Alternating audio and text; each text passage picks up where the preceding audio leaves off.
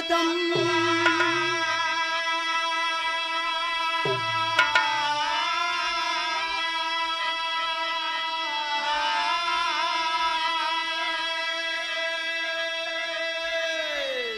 अरे भक्त जनों के कार्य ही तुम करती कहाँ विलम्ब।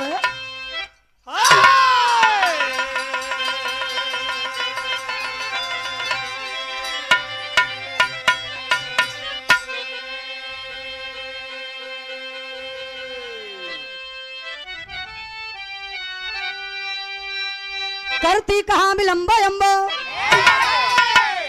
हे सारे दे मोरी मैया।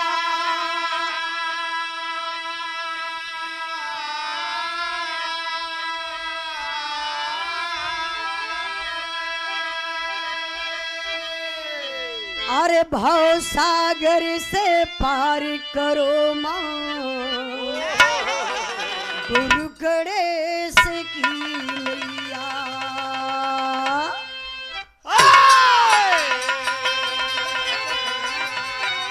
हमारे देश की परंपरा है बाबा, कोई भी कार्यक्रम शुरू करने से पहले मशीन सही करा लेना चाहिए। और मशीन सही हुई घबड़ो। पहले भैया नहीं को मशीनिया सही कह देता, अब ना सही हुई। यही मशीनिया सही कराओ तो कि घरों करावला कबो घरा वाले तो अपने मन में सही हो जाले। तो के कैसे पता जब ये बिरहवा में वाला घरों इनके मशीन है, डीजे व्यवस्था हो तब का एकर काका चलावन ओके।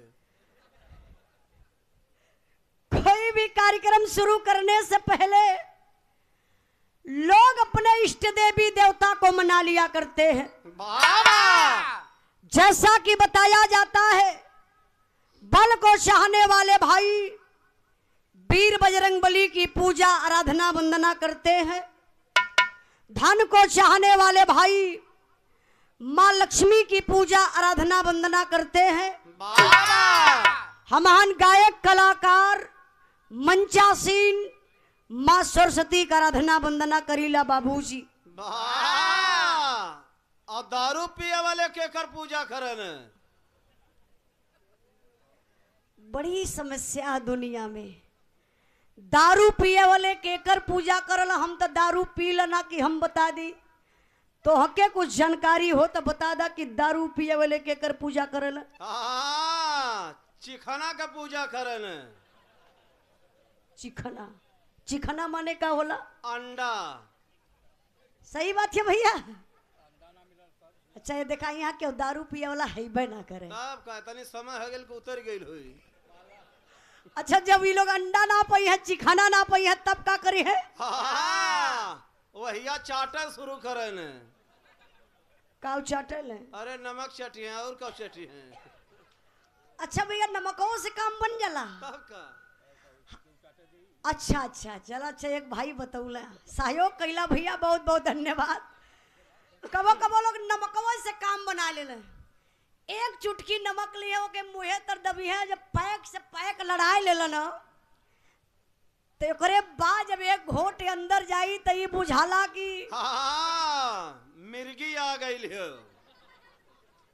कौ 1000 वोल्टेज के उनके अंदर करंट उतर गल हो।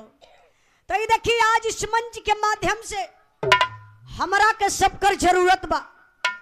उपस्थित सज्जनों, आज कितने खुशी की बात है बाबा, इस महफिल में हमें आप लोगों का दर्शन करने का मौका मिला। कोई कलाकार अच्छा गाता नहीं है, वो तो हम लोगों बजा बजा के गवा देते हैं। तो यहाँ हाई लोग का करे बैठल हो? ये लोग पैसा देवे खातिर बैठल हो। भैया ये बड़का बैंक बैठल हो। देखिए कलाकार अच्छा गाता नहीं है, नहीं कोई कलाकार स्टार होता है। स्टार तो आप लोग हैं। इसलिए नीचे हैं आप लोग। अच्छा देखा ये माई परेशान न करत हुआ, बुलाए दई पब्लिक तोरे कपारे पे बैठे। आप लोग बड़े महान हैं, बड़े धैर्यवान हैं। बहुत बहुत आप लोगन के हम धन्यवाद देत बानी कि आप लोग अपन कीमती टाइम लेके बैठल हुआ। अब ले तो चली गल होता।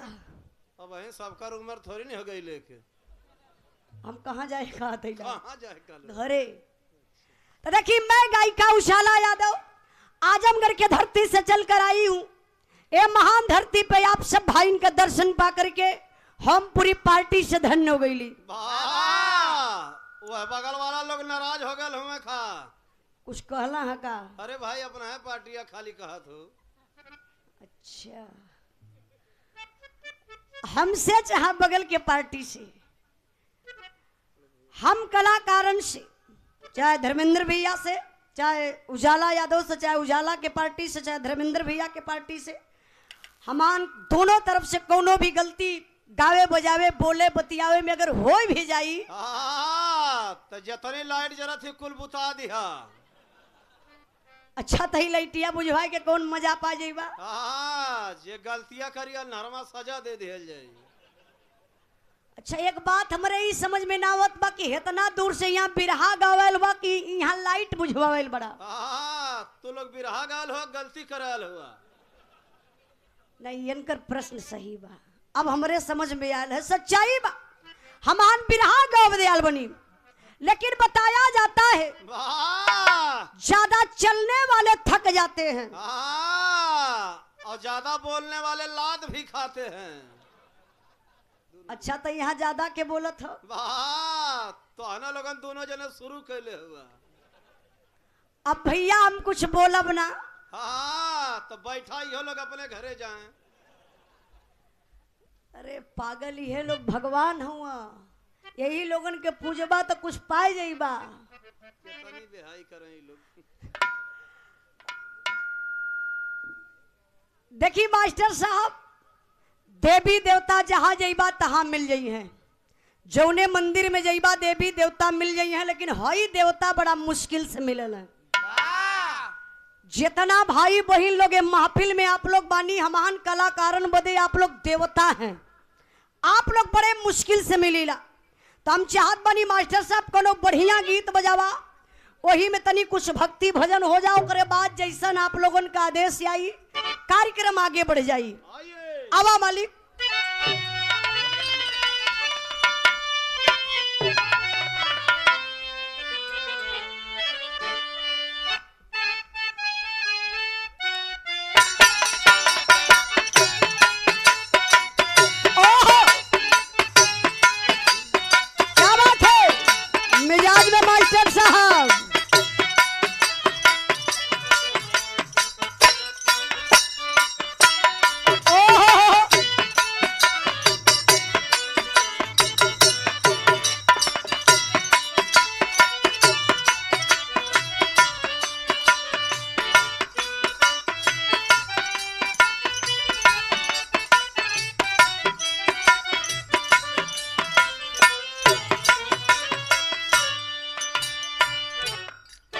हमारे मास्टर साहब बड़ा बढ़िया गीत का संकेत कैलन।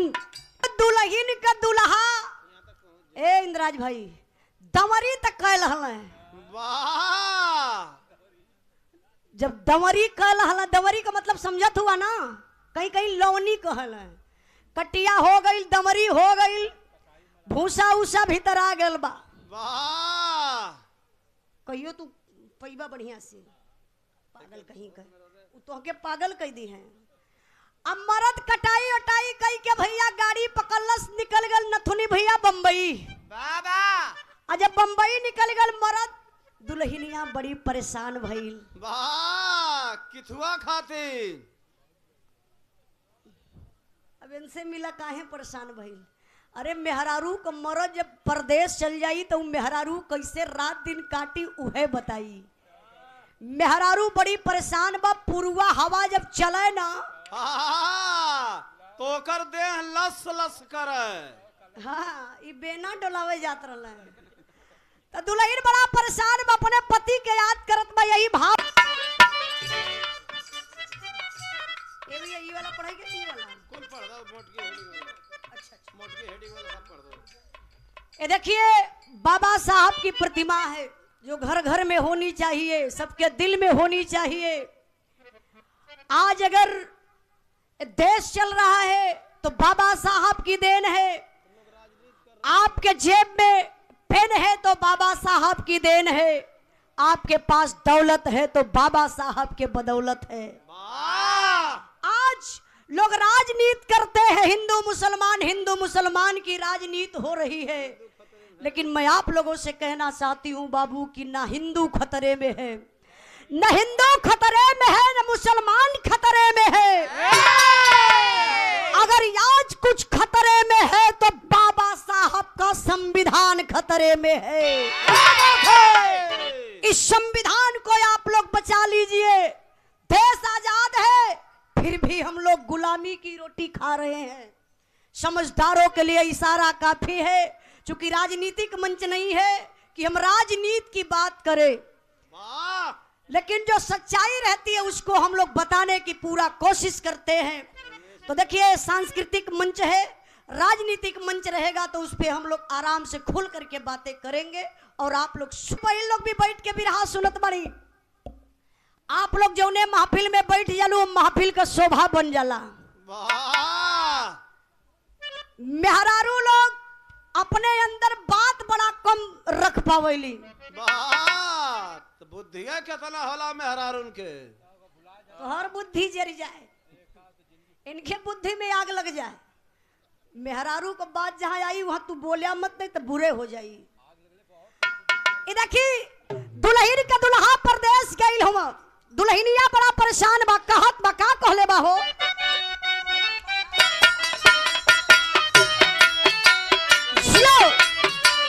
क्या बात है?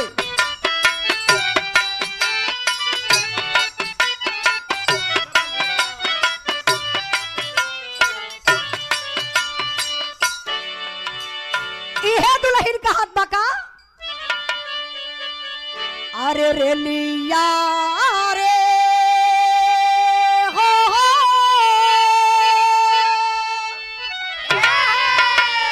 अरे रे लिया रे हो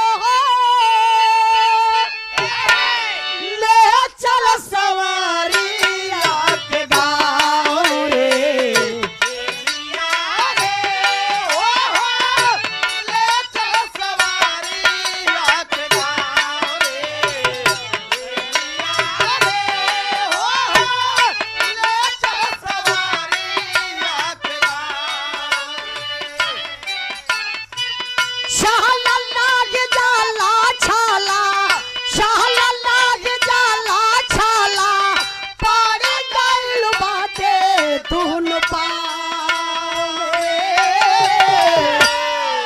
अरे रे लिया रे हो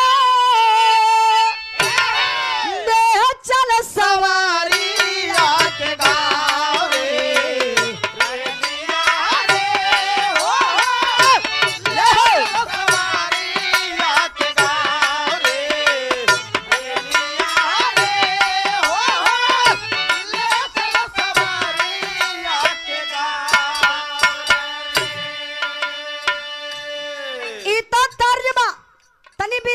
सॉरी वंदना पर आप लोग ध्यान दें, बहुत वंदना आप लोग सुनीला, लेकिन एक अलग ही तरीके के हमारे गुरुजी माननीय प्यारे लाल कवि जी वंदना के लिखे। दुनिया का सबसे बड़ी मतारी, दुनिया का सबसे बड़ी देवी अगर कोई है तो हमारी माँ है, जो हमें जन्माई है। 9 महीना अपने पेट में माई पाले ले। कोनो दुर्गा माई काली माई ना, आपन माई सबसे महान बा।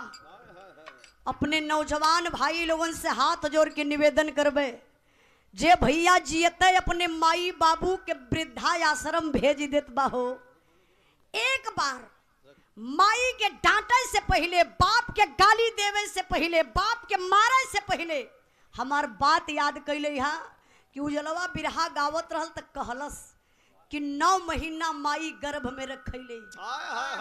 अगर माई कही दे एक दिन है साड़ी अपन ढोए बदे ना, तो यही जमाने के कुछ बेटा ऐसे हैं जो मार दी है माचिस माई का सड़िए जर जाई। वाह 1 घंटा माई का साड़ी ना ढो सकेला, लेकिन वो तो माँ महान है जो 9 महीना गर्भ में ढोती है, सब कुछ काम भी करती है।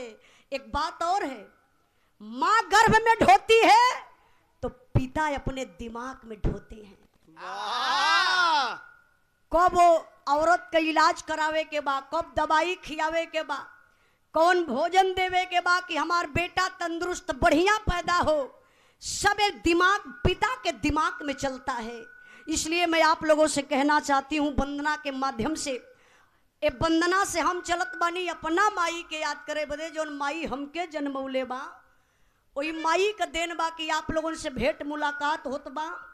आ यही वंदना के लाइन से आप लोग अपने दिल में अपने अपने माई का मूर्ति उतार लिया, वाह अपने अपने माई का चेहरा अपने दिल में लिया दिया, दुनिया का सबसे बड़ी भक्ति हो जाई। हाय हाय चाहत बानी कि एक बार माई के नाम पर आप लोग ताली भी बजा दें। माँ तो माँ होती है, बहुत दर्द होता है कभी कभी हमको। जियो! क्या बात है?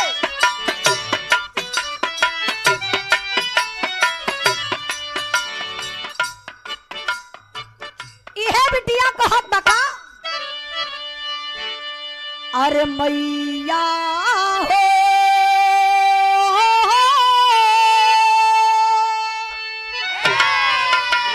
अरे मैया हो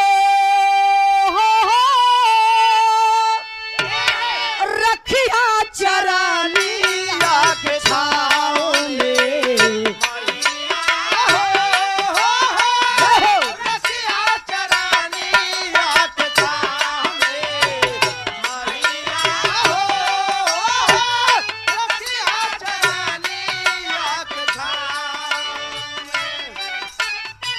सिरवा झुकवले बानी, सिरवा झुकवले बानी, ये हो देवी माई तोहरा नाम।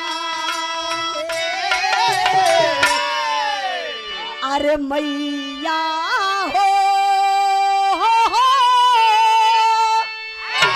रखिया चरनिया के छाँव में। जय हो।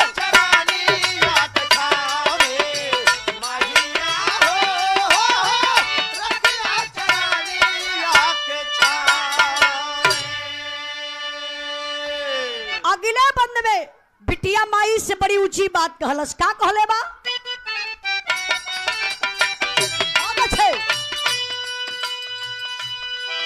ये गमाई जन्म देके सब कुछ बतावली, माई तोहके माई कहे मैया सिखावली।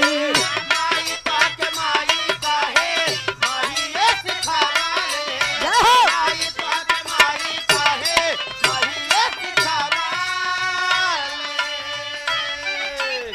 रात दिन ये हो मैया, रात दिन ये हो मैया, डूबल रहिला तोहरा भाव में।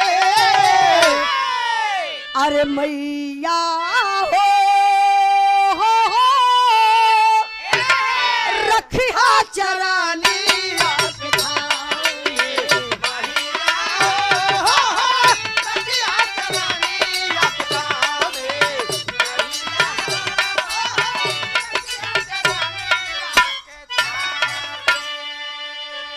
हमरे वंदना का आखिरी लाइन बा, आप लोगों का ज्यादा टाइम भी ना लेवे, काहे से कि बहुत इंतजार आप लोग कैला है, इतना रुक गईला, ये हमार नसीब बा, ये हमार नसीब बा कि आप लोग रुकल हुआ, नहीं तब ले कब्बे निकल गल होता। तो ये देखल जा, आप लोगों से हाथ जोड़ के निवेदन करबे, घरे सबके जाए के बा, हमान के भी जाए के बा, तो नहीं सब 20-25 मिनट का आप लोग और टाइम दे दी, हाँ, ताकि हमार बिरहा भी एक ठे आप लोग सुन ला, नहीं तो चल जाइबा तो फिर हमके अगले का मतलब का निकली, तब वही रुकबा लोग ना। हाँ बस 20-25 मिनट। हाँ आखिरी लाइन। ज्यादा टाइम आप लोगन के लेबो ना करबे। वंदना का आखिरी लाइन में कहना बा मालिक, क्या बात है। प्यारे लाल गोरो मिली गैला लिखवैया, तोहरे कृपा से पवली पति हम गवैया।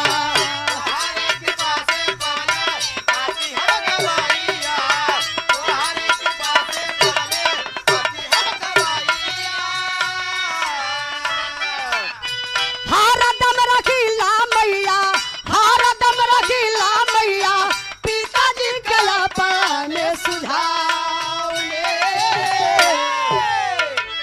अरे मैया हो